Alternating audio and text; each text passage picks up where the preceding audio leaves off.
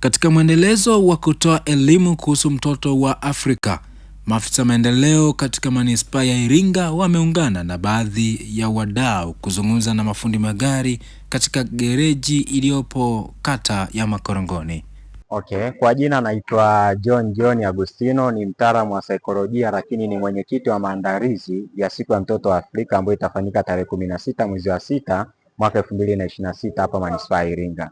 Siku ya leo tumepata nafasi ya kutembelea gereji kata ya Makorongoni, na lengo na madhumuni ya kuja hapa ni kutoa elimu katika kuelekea siku ya mtoto wa Afrika. Na miongoni mwa elimu ambazo tumetoa elimu ya kuhusiana na changamoto ya afya ya akili lakini pamoja ukatili.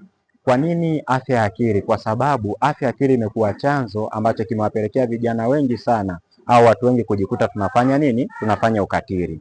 Sasa unapopitia changamoto ya afya ya akili, kukosa ustawi wa hisia, mawazo na tabia na kushindwa kufanya maamuzi, sasa vitu gani ufanye?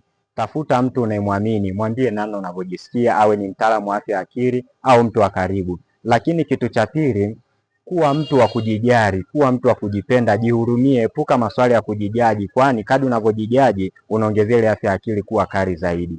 Lakini kitu kingine ambacho unaweza kufanya kuepuka changamoto za afya ya akili au kukabiliana na changamoto ya afya ya akili, kuwa mtu wa kujipa self care, nenda mazingira ambayo utafanya vitu vitakufanya uenjoy, ujisikie salama, ujisikie uko huru. Inaelezwa kuwa watoto wa kiume wapo hatarini zaidi. Je, ni kwa nini? Naitwa Jonas Mbase, ni katibu wa Jumuiya ya SMAUJATA Kanda ya Magharibi.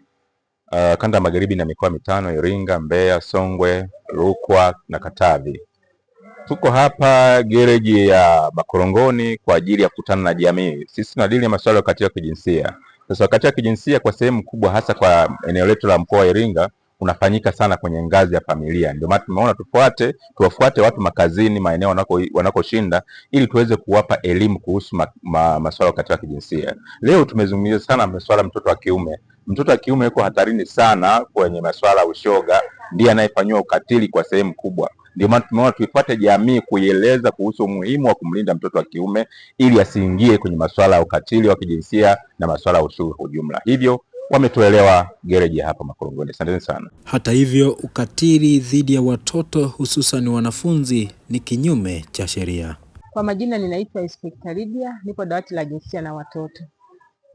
Kuelekea siku ya mtoto wa Afrika, ninachopenda kuambia wananchi ni kuwalinda watoto, especially watoto wa kiume, kwa sababu wameachwa nyuma, hawakaguliwi, hawaojiwi, hawaangaliwi. Mwisho wa siku wanakutana na vitendo vya ukatili na wanakuwa wakimya, mwisho wa siku wanaathirika. Watoto wengi wanapita kwenye sehemu za uficho, wanalawitiana, lakini mwisho wa siku tutakuja kupata kukosa baba wa kesho au wafanyakazi ambao wana maadili kulingana na vitendo ambavyo wanafanyiwa. Kwa hiyo ni wahasi wananchi, hebu tujaribu kuongea na watoto wa kiume na pia tuwape kipaumbele, tusiwaache nyuma. Mtoto wa kike amekuwa akibebwa mbele na sasa hivi tunaona mtoto wa kike angalau si kama nyuma, sasa hivi mtoto wa kiume ndo kaachwa nyuma. Kwa hiyo tunaomba watoto wa kiume wakaguliwe, waojiwe, waulizwe na wasiwe wanaenda kwenye maeneo hatarishi kama kwenye hizi PlayStation, kwenye vilabu vya pombe, kwenye vichaka. Na unapokutana na mtoto wako wawili watatu, jaribu kuwahoji, kujua wanaenda wapi, wanafanya nini, ili tuweze kuwa na kizazi chenye maadili na baba bora wa kesho. Asante sana. Naam, baada ya hayo yote sasa nimeona nimtafute mhusika wa hapa ambaye atajitambulisha, lakini pia atatueleza ya kwamba ameonaje elimu hii na pia anawaambia nini vijana wake na watu wengine mtaani. Habari ya kwako, lakini pia karibu kwa kujitambulisha jina lako. Asante sana. Mimi naitwa Bwana Rajesh Trivedi, ni mmiliki wa gereji hii hapa ambayo inaitwa Nil Auto Works ambayo iko kwenye mtaa wa Mahiwa, Iringa. Sawa, manispaa ya Iringa. Sawa. Elimu hii umeionaje na unawaambia nini vijana? Kwa kweli elimu ilikuwa nzuri, na kwa hasa vijana ambaye bado akili zao bado ni haijakomaa sawa sawa, na damu bado inakuwa ya kasi, na wanafanya vitendo ambaye unajua ukiwa kwenye ujana damu inatembea kasi sana. Kwa hiyo hufikirii sana na unaweza kufanya mambo ambaye sio sahihi. Nashukuru elimu mliotoa, hasa ubakaji na kutongoza hasa wanafunzi wa shule. na mambo ya ukimwi. Kwa kweli nashukuru sana. Yani tungeomba yani mafunzo haya ingekuwa inatokea hata kila baada ya miezi mitatu, miezi sita, kwa sababu sisi hapa garage tunapata watu wengi wa field wanatoka chuoni Don Bosco, VETA, wanakuja hapo bado watoto, bado akili yao haijakomaa sawa sawa, na mnavyojua sasa hivi hali ni ngumu. Zamani sisi tunaelewa, ukimpata binti hata ukitaka kumtongoza unachukua miezi, unaweza kumshika hata mkono ukachukua hata miezi, ila siku hizi mambo yamebadilika.